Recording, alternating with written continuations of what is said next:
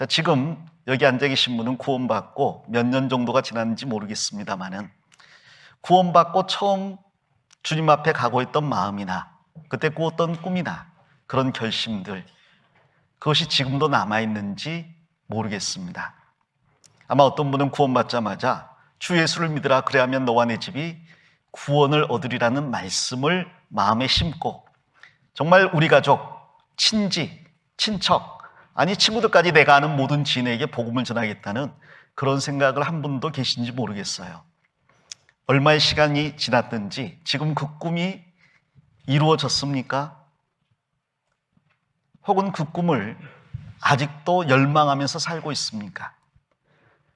아니면 그것을 현실적인 문제와 타협하고 정말 세상 사람처럼 잊어버리고 현재에 만족하면서 안전지대에서 평안한 신앙생활을 하고 있습니까? 자, 하나님은 우리에게 꿈을 주셨을까요? 마지막에 말씀드리겠습니다. 자, 그 꿈을 우리는 어떻게 이루어 나갈 수 있을까요? 그 꿈을 이루기 위해서 나에게 필요한 건 뭘까요? 그리고 정말 그 꿈이 이루어질까요? 적어도 오늘 말씀을 통해서 하나님께서 나에게 주신 꿈, 그 꿈이 이루어질 수 있다는 희망을 가지고 이 자리를 나가시면 좋겠다는 생각이 듭니다.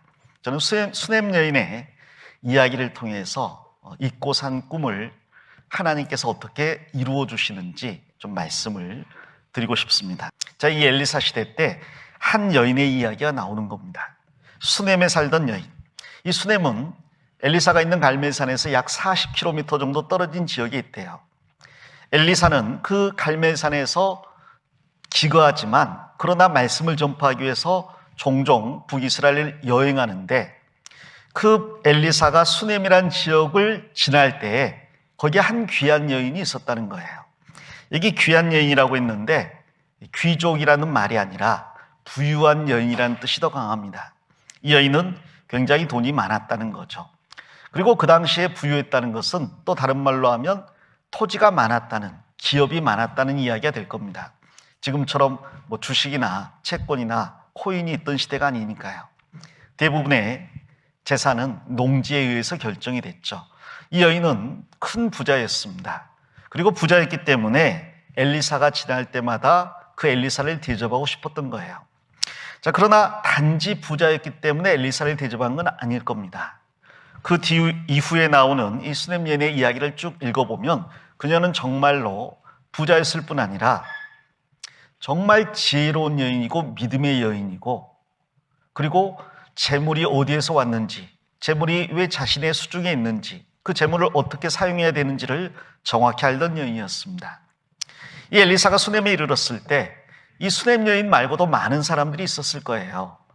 그리고 부자라고 한다면 수넴 여인 말고도 다른 부자들이 있었을 겁니다. 그러나 이 수넴 여인만이 엘리사를 알아보았고 그 엘리사를 자기 집으로 초청했고 항상 음식을 먹을 수 있도록 간곤했어요. 괜찮다고 사양할 때 억지로 집으로 끌고 가서 기어이 음식을 대접했던 사람입니다. 한 번, 두 번 한 게 아니라 엘리사가 그곳을 지날 때마다 그랬으니까요. 단 한 번도 빠짐이 없이 엘리사를 대접했던 여인인 거죠.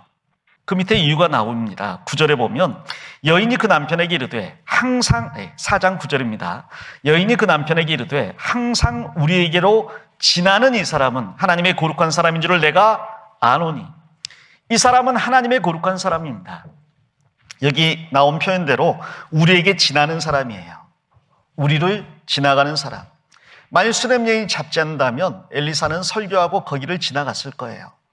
그러나 지나가는 그 사람이 하나님의 거룩한 사람이라는 것을 이 수넴 여인은 분명하게 알았습니다. 그래서 선지자의 이름으로 선지자를 영접하는 자는 선지자의 상을 받는다는 예수님의 말씀도 있었는데, 그는 선지자가 하나님이 보낸 사람이라는 그 한 가지 이유 때문에 그를 대접을 한 거죠. 그럼 이 수넴 여인은 엘리사가 하나님의 거룩한 사람이라는 걸 어떻게 알았을까요? 알아볼 수 있는 힌트가 뒤에 나옵니다. 4장 23절에 보면 그 남편이 가로되 초하루도 아니요 안식일도 아니오늘 그대가 오늘날 어찌하여 저에게 나아가고자 하느뇨. 여인이 가로되 평안이니이다. 이 수냄 여인의 아이가 죽었을 때 수냄 여인은 남편에게 알리지 않은 상태에서 엘리사에게 나아가려고 합니다. 그래서 나귀 한 마리하고 사환 한 명을 저에게 붙여주십시오.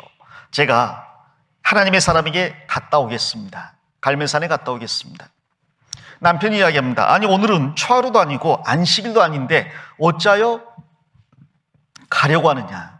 역으로 이야기하면 이 수냄 여인은 초하루면 반드시 갈멜산으로 간 거죠.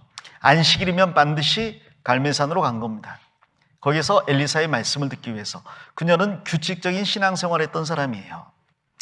이게 쉬운 일은 아닙니다. 좀 전에 말한 것처럼 거리가 40km 이상 떨어져 있는데 이 당시에 40km를 왕래하는 것은 보통 일이 아니거든요. 지금도 40km면 상당한 거리잖아요. 자가용이 있어도 쉽게 가기 어려운 거리입니다. 하물며 여인의 몸으로 그 험한 산지까지 올라가야 되는데 그 일을 거르지 않고 했던 거예요. 규칙적이고 정기적인 신앙생활을 했습니다. 누구보다 열심히 듣고자 했고, 그래서 먼 길을 마다하지 않고 규칙적으로 달려가서 말씀을 들었기 때문에 이 엘리사를 분명히 알아볼 수 있었던 거죠. 그 엘리사가 행한 일도 그것이 하나님의 하신 일이라는 걸 알고 두려움이 없었습니다. 오해가 없었습니다. 집으로 모셔서 항상 음식을 대접을 했어요. 자, 다른 사람들은 그 엘리사가 지나가는 것을 그냥 지켜만 봤겠죠. 내버려두면 지나갑니다. 그런데 붙잡는 사람에게 엘리사는 들어간 거죠. 엘리사라는 이름의 뜻은 하나님의 구원이라는 뜻입니다. 이 하나님을 이야기하잖아요. 이 하나님의 구원, 그 하나님의 구원을 뜻하는 엘리사가 여기 한 수냄 여인의 집에 머물렀다는 것은 하나님께서 그 집에 머물렀다는 이야기예요. 엘리사는 성령을 상징하는 사람이에요. 우리가 구원받을 때 성령께서 내 안에 들어오시잖아요. 내 안에 기거하시잖아요. 나와 함께 동고동락을 하시거든요. 자, 이것은 구원의 그림자, 예표가 될 수 있을 겁니다. 엘리사가 하나님의 거룩한 사람인 줄 알고 그를 영접하고 자기 집으로 모시고 함께 동고동락하는 삶, 성령이 내 안에 들어오셔서 나를 이끌어 가시는 삶, 구원 이후의 신앙생활을 이야기하는 걸 거예요. 그리고 성령이 내 안에 들어오시면 그때부터 더 이상 모든 것이 이전과 같지 않습니다. 다 바뀌는 거죠. 엄청난 변화가 생기는 거죠. 4장 11절입니다. 하루는 엘리사가 거기 이르러 그 방에 들어가서 누웠더니 자기 사원 게하시에게 이르되 이 수냄 여인을 불러오라. 곧 부름에 여인이 그 앞에 선지라. 엘리사가 자기 사원에게 이르되 너는 저에게 이르라. 내가 이같이 우리를 위하여 생각이 줌이라도다. 내가 너를 위하여 어떻게 하랴? 왕에게나 군대 장관에게 무슨 구할 것이 있느냐? 여인이 가로되 나는 내 백성 중에 거하나이다 하니라. 됐습니다. 엘리사가 거기에 누워 있다가 곰곰이 생각을 해본 거예요. 이 수냄 여인이 자신을 향한 마음이 너무 기특하고 너무 고맙고 또 너무 주도 면밀해서 너무 감사한 거예요. 내가 이 모든 대접을 받으면서 이 수냄 여인에게 무언가를 해줘야 되겠다. 그런 마음이 든 거죠. 그래서 수냄 여인을 부릅니다. 우리가 너를 위하여 어떻게 하랴? 왕에게나 군대 장관에게나 혹시 구할 것이 있느냐? 왕에게나 군대 장관에게나 구할 것이 있으면 말해라. 자, 왜 이렇게 했을까? 뭐 여러 가지 이유가 있겠지만 개인적으로는 정말 다른 모든 사람에게 오해되지 않도록 직접적으로 이야기를 주고받지 않고 사환을 통해서 주고받은 것 같아요. 좀 전에 말한 것처럼 남녀가 바깥에서 만나서 서로 이야기를 주고받는 게 잘못된 관습이었다고, 잘못된 모습으로 보여주는 게 당시 관리했다고 말씀드렸잖아요. 종을 통해서 이야기합니다. 아무도 없지만 아무도 오해받지 않도록 조심하는 거죠. 그리고 정말 그렇게 조심해서 물어봤더니 이 수냄 여인이 대답하는 것이 나는 내 백성 중에 거하나이다 였어요. 엘리사가 이야기한 것은 나는 왕에게 어떤 부탁을 할 수도 있고 군대 장관을 부릴 수도 있고 권력층에 어떤 요구를 할 수 있는 위치에 있으니 혹시 이 땅에 살면서 억울한 일을 당했거나 혹은 권력자들에게 부탁할 게 있다면 나에게 이야기하라는 거죠. 내가 그들을 통해서 너를 지켜주고 보호해주겠다, 혹은 억울한 일을 풀어주겠다는 이야기입니다. 자, 그런데 이 여인은 이야기하기를 나는 내 백성 중에 거합니다. 저를 지켜주고 보호하는 사람은 왕이나 군대 장관이 아니라 나와 함께한 이 사람들입니다. 나는 이 마을에서 이 사람들과 함께 서로 의지하는 가운데, 돕는 가운데 부족함 없이 살아가고 있습니다. 즉 왕이나 군대 장관에게 구할 것이 없습니다라는 이야기예요. 나를 돕는 사람이 있다면 왕이 아니라 군대 장관이 아니라 바로 나와 함께 있는 이 마을 사람들이라는 거죠. 교회의 훌륭한 모습 예표일 수도 있습니다. 우리 안에는 권력자도 없고 군대 장관도 없습니다. 그러나 우리는 서로 마치 한 몸에 있는 지체처럼 연락하고 상합하는 가운데 도와주고 세워주고 붙들어주고 그 안에서 아무 부족함이 없이 몸을 세워가고 있잖아요. 이 수냄 얘기하는 말은 또 다른 의미에서는 저는 어떤 대가를 바라고 이 일을 한 것이 아닙니다. 저는 충분합니다. 저는 아무 부족한 것이 없습니다라는 이야기예요. 나는 내 주변에 있는 이 사람들로 만족합니다라는 이야기죠. 아무 어려움이 없다는 이야기입니다. 자, 그러니까 엘리사가 고민이 생겼어요. 뭔가 보답을 해야 되겠는데 부족한 게 없대잖아요. 어떻게 하지? 14절 엘리사가 가로되 그러면 저를 위하여 무엇을 하여야 할꼬? 그 다음 같이 읽겠습니다. 게하시가 대답하되 참으로 이 여인은 아들이 없고 그 남편은 늙었나이다. 조금 전에 이 여인은 분명하게 대답을 했습니다. 나는 아무 부족한 것이 없습니다. 나에게 왕이나 군대 장관이 해줄 일 없습니다. 나를 돕는 사람들은 이 마을 사람들이고 나는 더 이상 바라는 게 없습니다. 정말 없어요? 정말 없어요? 그리고 없어도 됩니까? 아니죠. 그녀에게 반드시 있어야 되는 게 있습니다. 자식이 있어야 됩니다. 아들이 있어야 됩니다. 왜 아들이 있어야 됩니까? 그것은 이 여인의 기업과 관계가 있기 때문이에요. 이 여인은 부자입니다. 조상들로부터 많은 땅을 상속받았습니다. 그런데 남편은 늙었어요. 그 기업을 관리하던 이 남편은 얼마 지나지 않으면 죽게 될 겁니다. 그러면 자기 혼자 남잖아요. 그리고 자기도 나중에 시간이 지나면 죽게 되겠죠. 그런데 아들이 없습니다. 그럼 그 땅은 어떻게 됩니까? 이루어지게 되는 거죠. 그런데 하나님께서 이스라엘 12지파에게 나눠준 그 땅은요, 대대손손 이어져야만 될 땅입니다. 다른 사람에게 넘겨줘서도 안 되는 땅이고 빼앗겨서도 안 되는 땅입니다. 하나님이 간절히 부탁하신 게 있어요. 내 기업을 지키라는 부탁, 그리고 남의 기업을 뺏지 말라는 부탁, 내 이웃의 지게표를 옮기지 말라고 했습니다. 그 땅은 하나님께 속한 것인데 하나님께서 이스라엘 백성들을 특별히 사랑하셔서 그 땅의 원주민들을 쫓아내고 이스라엘 백성에게 영영토록 기업으로 주신 땅이에요. 그러므로 그 땅은 우리에게 있어서는 천국의 상급과 영광과 같은 개념입니다. 그것은 절대로 빼앗겨서는 안 되는 거죠. 그리고 그 기업을 사모하는 것을 하나님이 기뻐하십니다. 기승전, 전개로 가겠습니다. 그런데 아이가 죽었어요. 얘가 저기 자랐습니다. 이제는 젖 다 떼고 엄마 품 떠나서 아빠가 추수하는데 따라 나가면서 구경도 하고 잔일도 도와줄 만한 나이로 컸어요. 애가 태어나면 처음 100일이 위험하죠. 100일 잘 지나면 살 수도 있겠다 잔치합니다. 돌 지나면 이제는 살았다 그래서 잔치하잖아요. 이제 아이가 100일 돌 다 지나고 정말 말도 하고요. 아버지 따라서 추수하는 들판도 나갈 만큼 컸어요. 이제는 산 거예요. 근데 하나님이 죽게 했습니다. 아이가 죽었습니다. 무더운 여름에 남편이 추수하고 있는데요, 아이가 나 아빠 따라갈 거야 하고 들에 나간 거예요. 하루 종일 추수하는데 이스라엘 추수는 여름에 하니까 태양볕이 내리쬐겠죠. 일사병 혹은 열사병이 걸린 것 같아요. 아이가 갑자기 아이고 머리야. 아버지가 일하다가 좀 바쁜데 애가 아프다고 하잖아요. 종한테 그 엄마한테 데려다 줘라. 엄마한테 왔어요. 아이가 엄마 품에 안겼습니다. 자기가 젖먹이던 그 아이가 이제 엄마 품에 안겼습니다. 자기가 젖을 먹여서 생명을 소생시켜 왔는데 이제 그 생명이 자기 품 안에서 똑같이 죽어가고 있습니다. 그러더니 죽어버렸어요. 아니, 죽어가다 살아야지. 죽어가다 죽어버리면 어떡해요? 누가 이 아이를 데려갔을까요?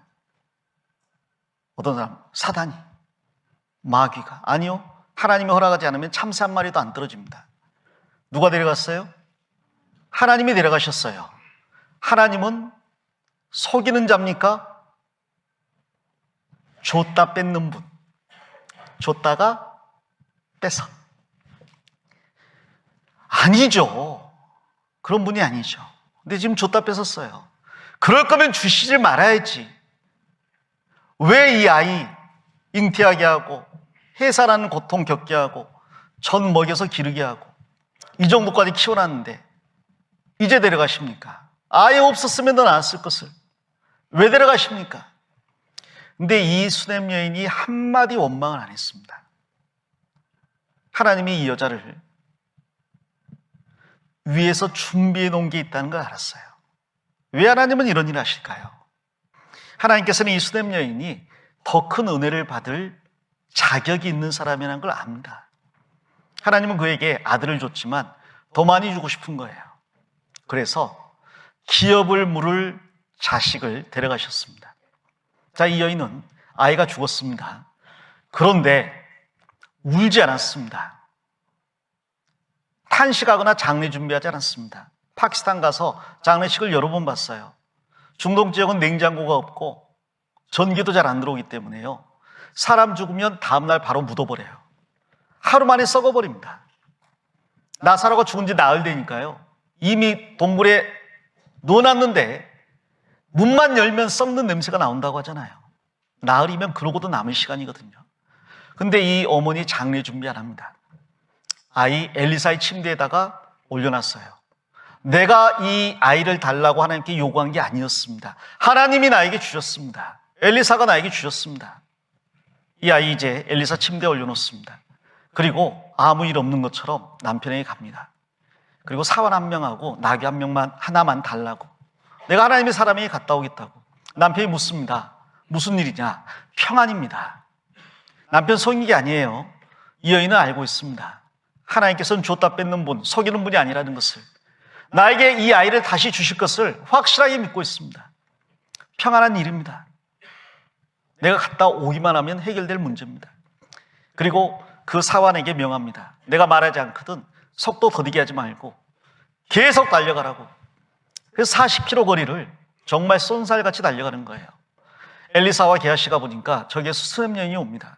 안식일도 아니고 초하루도 아닌데 왜 저렇게 미친 듯 달려오지? 이유가 있을 거 아니에요. 엘리사가 게하시에게 이야기하죠. 가서 물어봐라. 평안한지.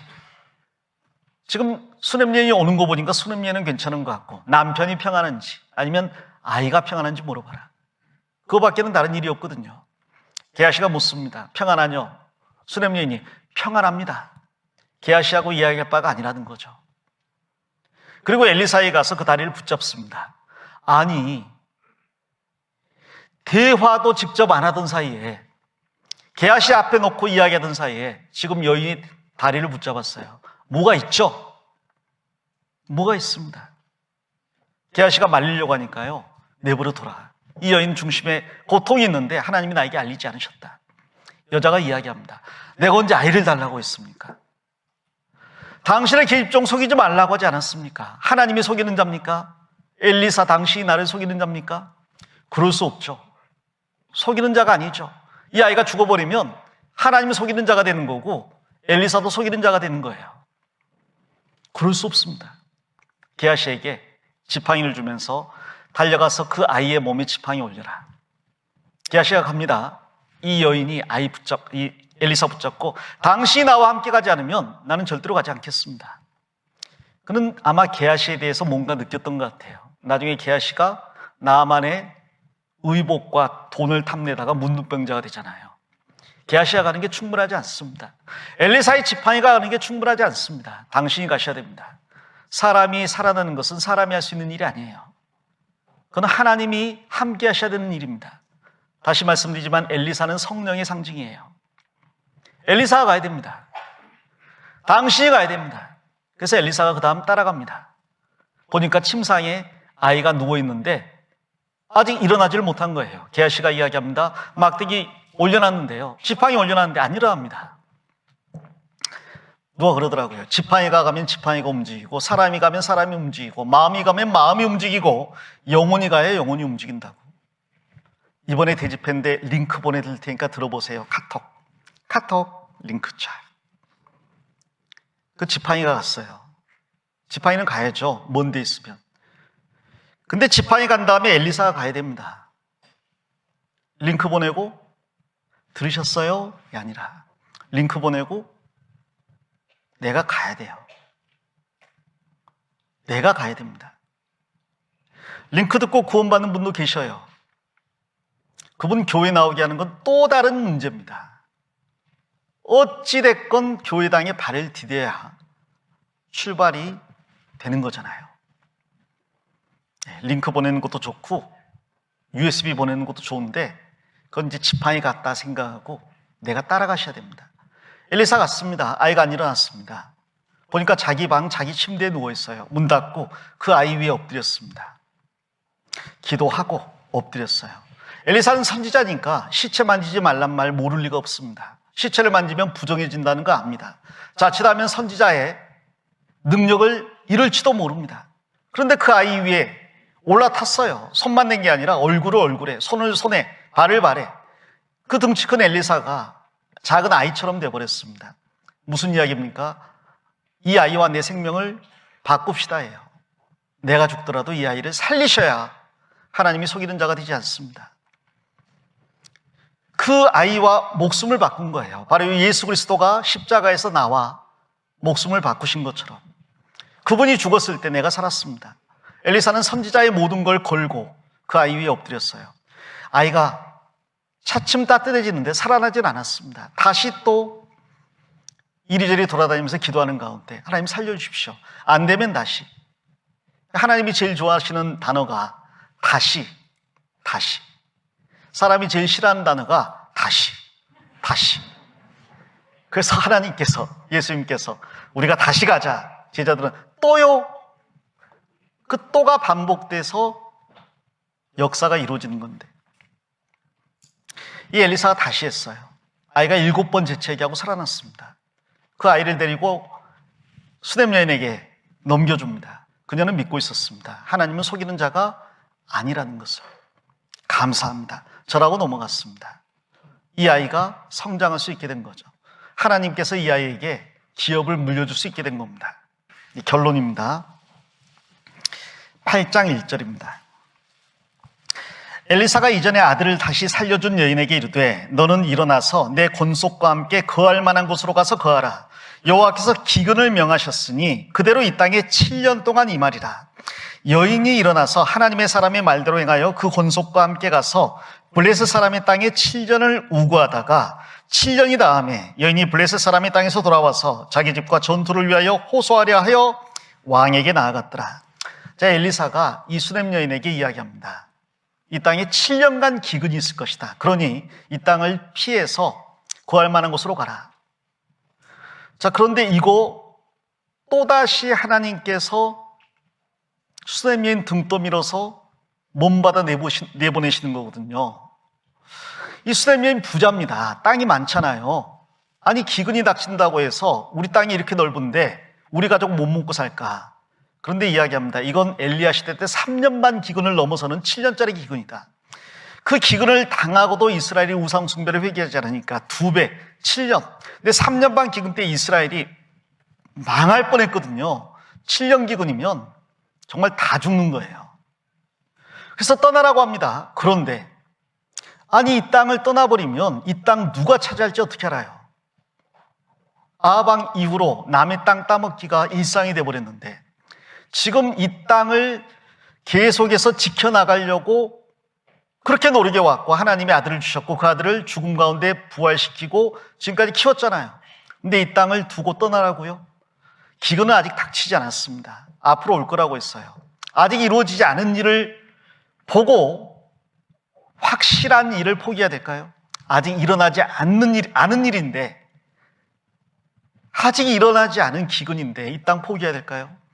그것도 친족들까지 다 데리고 가래요. 이 수냄 여인 때문에 친족까지 다 살게 된 건 좋은데, 친족까지 다 가버리면 그 땅 주인 누구라고 지켜줄 사람도 없고 보증해줄 사람도 없잖아요. 어떻게 합니까? 가야 될까요? 그나마 이 엘리사가 하는 말이 거할 만한 땅으로 가라. 거기가 어딘데요? 블레셋. 근데 블레셋은 북이스라엘 남유다와 철천지 원수잖아요. 계속해서 싸웠지 않습니까? 적대 국가에 가라는 거예요. 우리로 말하면 남한에 7년간 기근이 임할 거니까 북한으로 가라. 가시겠습니까? 안 가죠. 아니, 저 미국은 안 될까요? 저 유럽은 이 적대 국가로 가라. 너희 미워하는 일본, 북한 이런 데로 가라. 가겠습니까? 자, 그런데 이 수냄 여인은 지금까지 엘리사와의 시간을 통해서 확실하게 연단이 됐습니다. 내가 죽은 사람 같았는데, 내 남편이 죽은 사람 같았는데 아이를 주셨어요. 그 아이가 실제로 죽었는데 그 아이를 살렸습니다. 하나님이 나에게 기업을 주실 작정이 아니었다면 그런 일은 없었을 겁니다. 이제 와서 하나님이 기근 때문에 내 땅 빼앗기게 하지 않을 것이 분명합니다. 하나님은 나를 속이는 자가 아닙니다. 네, 이 땅 7년간 비워놓고 가도 하나님이 돌려주실 겁니다. 블레셋 가도 하나님이 지켜주실 겁니다. 그래서 그거 믿고 정말 어려운 결단을 합니다. 이것은 아이 죽은 것보다 더 어려운 일이죠. 7년간 자기 본토 친척 아비집 기업을 떠나서 적대 국가로 가서 거기에서 살아남는 일. 근데 정말 그 엘리사의 말을 듣고 갔어요. 7년 만에 돌아왔습니다. 아니나 다를까 땅이 전부 어디 갔어요. 남이 차지했습니다. 이 땅 버렸잖아요. 7년간. 언제 올지 어떻게 알아요? 1년, 2년, 3년 기다려봤는데 안 돌아오고 땅은 갈수록 묵혀지고 식량 한 톨이 귀한데 내버려둘 수 없잖아요. 그 땅 경작해 가지고 얼마의 소출을 얻은 사람이 있을 겁니다. 그 사람이 그 땅의 실제적인 주인이 되어버린 거예요. 가끔 길거리 지나가다 보면 며칠부터 여기에 건물을 지을 예정이니 경작물 걷어가십시오. 그런 글 보시잖아요. 경작을 10년간 한 사람이라면 쉽게 방 안 뺍니다. 근데 10년간 부려먹은 땅이라고 이야기하잖아요. 이 당시에는 그나마 그런 것도 없었는데요. 누가 보호받을 수 있겠어요? 게다가 지금 남편 이야기가 안 나온 걸 보니까 남편은 연세 많으셔서 돌아가셨습니다. 아들은 아직은 나이가 조금 젊은 것 같아요. 이제 이것을 위해서 호소할 때가 왕밖에 없는데, 왕이 어떤 왕인가? 북이스라엘 19명 왕 중에서 하나님 경외하는 왕은 한 명도 없다고 말씀드렸습니다. 이 호소에서 될 문제인가? 그나마 설상가상 엘리사도 지금 옆에 없어요. 자, 그러나 이 여인은 믿었습니다. 하나님은 나에게 기업을 약속하셨고 아이를 주셨고 반드시 기업을 돌려주실 거라고. 그래서 사마리아의 왕 만나러 갑니다. 여자가, 과부가 왕 만나러 가요. 아들 한 명 데리고. 자, 그런데 하필 그때 이 왕 옆에 게하시가 있었어요. 그리고 웬일인지 하필 그때 왕이 엘리사가 한 기적이 궁금해졌습니다. 그래서 게하시에게 이야기합니다. 엘리사가 많은 기적을 했다고 하는데 하나도 빼지 말고 다 이야기해봐라. 엘리사가요, 그 여리고에 좋지 못한 물도 고치고요, 땅도 고치고요, 그리고 42명의 아이들을 암콤으로 찢고요, 그리고 죽은 아이를 살리고 하고 있는데 문 삐걱 하더니 그 여자와 아이가 들어오는 거예요. 왕이 죽은 아이를 살려, 저 여자하고요, 저 아이가요, 제가 방금 말한 죽은 아이고 그 아이의 어머니입니다. 왕이 깜짝 놀랐습니다. 정말 기가 막힌 우연의 일치잖아요. 여러 가지 변수가 있는데 그 모든 변수를 하나님께서 인간의 자유의지를 바꾸지 않는 범위 내에서 통제해가지고 딱 만나게 해야 되거든요. 저 여자가 바로 그 여자고 저 아들이 바로 죽었다 살아난 아들입니다. 왕이 경악을 했습니다. 그리고 명령을 내립니다. 열왕기 하 8장 5절입니다. 게하시가 곧 엘리사가 죽은 자를 다시 살린 일을 왕에게 이야기할 때 그 다시 살린 아이의 어미가 자기 집과 전투를 위하여 왕에게 호소하는지라. 게하시가 가로되 내 주 왕이여 이는 그 여인이요 저는 그 아들이니 곧 엘리사가 다시 살린 자니이다. 6절 같이 읽겠습니다.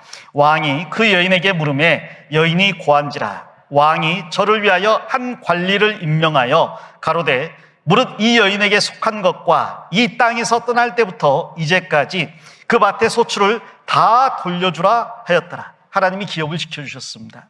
기업만 지켜준 게 아닙니다. 그 땅에 소출 7년간 농사 안 지었는데 그것까지 다 돌려받았어요. 그것을 위해서 특별 관리가 임명되고 특별 제도가 시행됐습니다. 이 여인은 기업을 7년간 떠나 있었지만 지켰습니다. 그는 블레셋 땅에 있으면서 많은 변수들이 있겠지만 하나님이 지켜주실 것을 믿었고 이제 눈앞에 그게 이루어지는 걸 봤어요. 그녀가 한 것은 엘리사를 알아보고 음식 대접한 게 전부였고 방 하나 내준 게 전부였습니다. 그런데 하나님은 그녀에게 1000배, 만배, 10만 배의 기업으로 갚아주셨을 뿐 아니라 성경에 그녀의 이야기를 자세히 기록하게 해서 3000년 지난 지금도 우리가 이것을 듣고 교훈받게 하셨잖아요. 그녀는 꿈을 잊고 살았습니다. 그러나 엘리사가 집에 들어오는 그 순간부터 잃어버렸던 꿈을 되찾았어요. 그리고 기업을 얻었고 기업을 위해 싸웠고 기업을 확보했고 그리고 영원토록 이름을 남겼습니다. 자, 이제 우리에게 다시 묻겠습니다. 여러분 꿈이 있습니까? 여러분 누군가가 나를 통해 구원받기를 원하는 마음 있으십니까?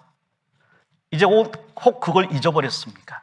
난 나이가 너무 많아서 누군가에게 복음을 전하기 어렵다고 생각하십니까? 혹은 나는 너무 영향력이 없어서 아무도 내 말 듣지 않는다고 생각하십니까? 과거에 내가 구원받지 않았다면 그 말이 맞을 수 있습니다. 현실적인 문제와 타협해야 됩니다. 그러나 구원받는 순간, 엘리사가 내 집에 들어오는 순간 모든 게 달라집니다. 한 구절만 읽고 마치겠습니다. 사도행전 2장입니다. 사도행전 2장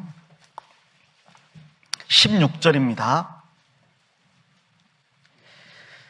16절 이는 곧 선지자 요엘로 말씀하신 것이니 일러스되 같이 읽겠습니다.